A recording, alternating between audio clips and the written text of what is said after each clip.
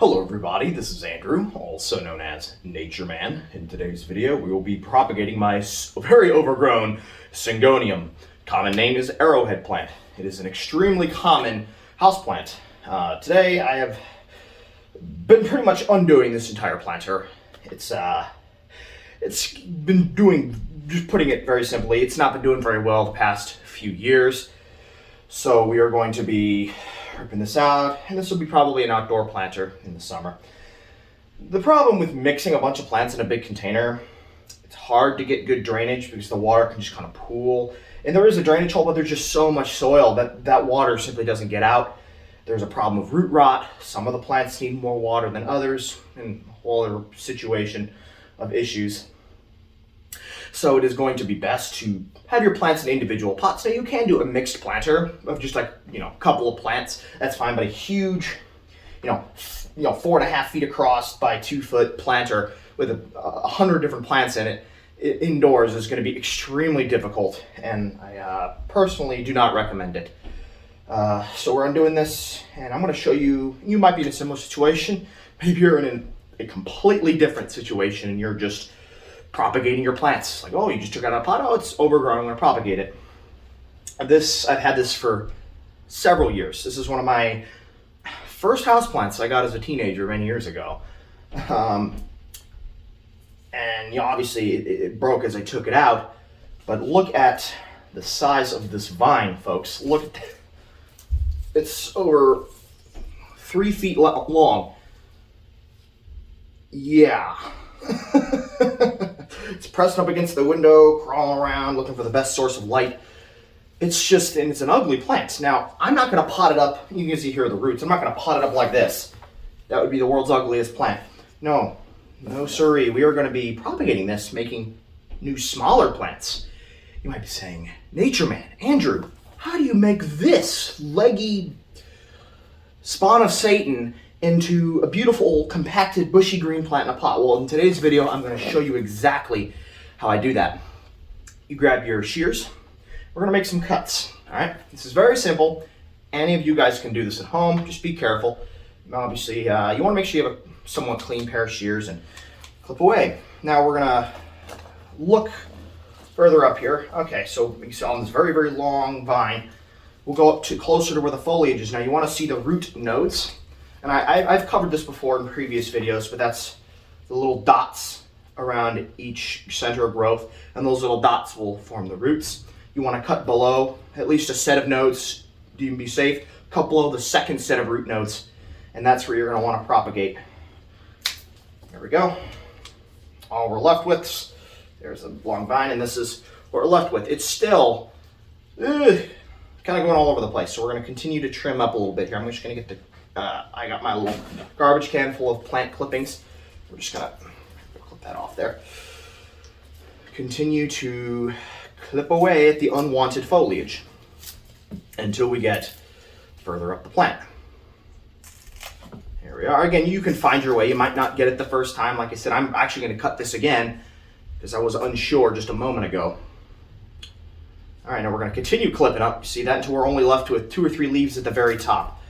Okay, now we're still left with this kind of snaky shaped plant. There's 1, 2, 3, 4, 5, 6, 7, 8, 9 sets of nodes, and each set has at least 3 or 4 roots. So there's a lot of root potential on simply this cutting. We're going to continue cutting up. See, there's a root node up here, but that's up where the foliage is, so we don't want this to be in the soil, but we want this to root, and perhaps even this. So we'll cut below the 1, 2. We'll just cut that off. Look at that. A new growth. And there's 1, 2, 3 sets of nodes. We want the bottom 2 sets of nodes to be in the soil. Okay, remember this. We'll go back to this in just a moment. We'll continue this process with all the other leggy cuttings. And see, this is one I did earlier. And we're going to kind of cut the excessive growth and the leaves. Because again, when you're propagating and there aren't established leaves, well, here's your problem. You have non-existing roots that have to support all these leaves, and it can't develop roots if it's sending energy to leaves. You want to cut off most of the leaves so the plant can send energy to root development, or else it's just going to struggle and die. So it's essential when you're propagating just from bare cuttings like this, you have to strip as many of the leaves as possible. It might even look a little unsightly or a little bare, but it's going to fill in and it's going to grow. Once it's established, it is going to take off like a rocket. There you go. See, I'm even going to take off this leaf here. I'm only left with the top 2 leaves. We still have a very long set. There's 1, 2, 3, 4, 5, 6, 7, 8, 9, 10, 11, 12 node sets, more than enough to root. And we only need the bottom 2, so see, this one's right where the leaves are, so I don't want that to be in the soil. 1 set of nodes, 2 sets of nodes, that's 8 roots. We'll cut below that second set, or technically the third set. You see that? See that right there? We got ourselves another plant clipping. We'll just keep doing this with all the other cuttings, and we'll come right back to this and I'll show you the finished product. All right, y'all, we are back and I finished the plant cuttings.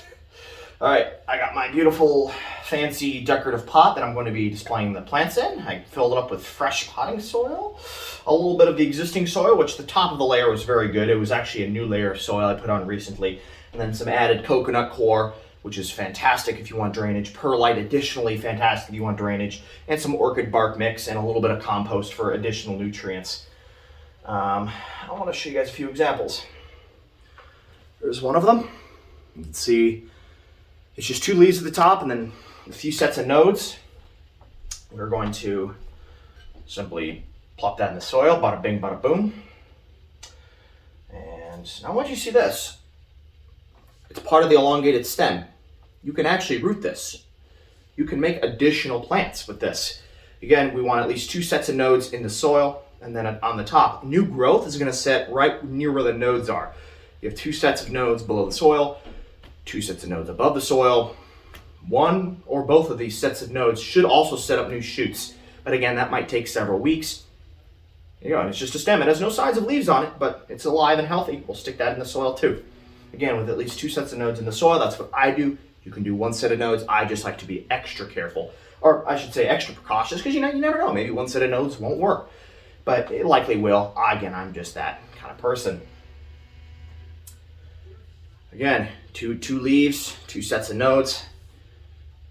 Put that right into the soil. Again, it's going to flop over. I'm going to compact this all with soil once I put them in. They're all kind of flopping over. We'll fix that in just a moment here. Again, 2 more sets of leaves, a few sets of nodes, right into the soil. Like I said, they are flopping over. We're going to fix that. Again, a few sets of nodes, just two new growth points up there of new leaves. Set those into the soil. And again, we're just repeating this. I have multiples of these, and I'm essentially rejuvenating the plant. It's the exact same plant, the exact same genetic code. This is an exact clone of the plant. You can even make multiple small containers of this and make multiple propagations, or you could have a dozen new plants and they're all genetic clones of the original. It's really fun. And again, here I got multiple growth points here. You see that? Actually, I can clip off 1 leaf. Forgot one. See that growth point? See, now there's a new growth point. Stick that in the soil. And then another one of these elongated stems. I did throw a few of them away just because I'm not using them. But you can see, put at least 2 of the growth points in the soil and 2 above the soil. There's actually a little bit of the stem I forgot to clip off. Here we go. And then again, on the top 2 nodes, we should see new shoots within a couple of weeks. But just give it time. Sometimes these plants can take a little bit of time. You're putting them quite through a shock when doing this. But if you do it correctly, you give them a lot of TLC, they should be fine. And especially as you get rampant into the growing season, even indoors, plants grow more vigorously in the spring, summer, and fall than in winter. Why? Well, there's more light. There's in ambience, higher humidity, depending on where you are. If you're in a desert, that might not be the case, but there's higher humidity in the summer, less in the winter, because you're running a furnace and it's colder outside. Here, at least that's the case in Indiana. It's much hotter outside, a lot more daylight. Here in the winter time, it's cloudy almost every single day in the winter. Much less sunlight. The sun is dimmer. In the summer, it's sunny almost every day. A lot of high humidity all the time. Even during drought, there's high humidity. There's a lot more daylight. And so general plants just do better even inside. Yeah, I can imagine that's the case for most parts of the world too, even areas where you don't have high humidity. Here's what we're going to do. We're going to get some extra soil, pot it up in here. Just kind of compact these cuttings so that it looks more like a full lush plant. And again, we're going to give it time to grow in the next couple of months, if that even. they're gonna fill out and be a lush plant, and that'll be, because Syngonium, arrowhead plant, is a vine. So this will droop over the plant given time. That'll be a long time though. And this is a full lush plant, and I've essentially rejuvenated it. I've made it young, I've made it anew. And you can essentially do this forever. You can always do this. Keep your one Syngonium plant alive indefinitely. And get my dirty saucer. And look at that. We've got ourselves a new Syngonium plant. Lush, healthy. We're going to give it a real good soaking. Put it in a medium to bright indirect light, because they do not like they can't really tolerate low light, and they do not like direct sun. A medium to bright indirect light. They'll even love you if you give them a little bit of morning direct sun, but that would be about it. Again, this is one of the easier house plants you can grow. And again, I'm going to be doing the same process with this Swiss cheese monstera. I rooted these from cuttings a couple months ago, or 6 months ago or so, and they took off like a rocket. They put over a foot of growth in just a few months. These are just bare cuttings I rooted, and they're thriving. And again, I'm not even going to trim this up. I'm just going to stick this right in the soil, because this even looks good right now, and we'll put them in a separate planter. But yeah, I hope you found this video fun, entertaining, maybe even educational. I sure hope so. Please stay tuned. We do have more videos coming up as we move later into the spring. I work at a local nursery, so I'll actually be doing some plant updates too on new landscaping plants coming in the spring. It's now February, so it's inching ever closer. This is NatureMan signing off. Bye.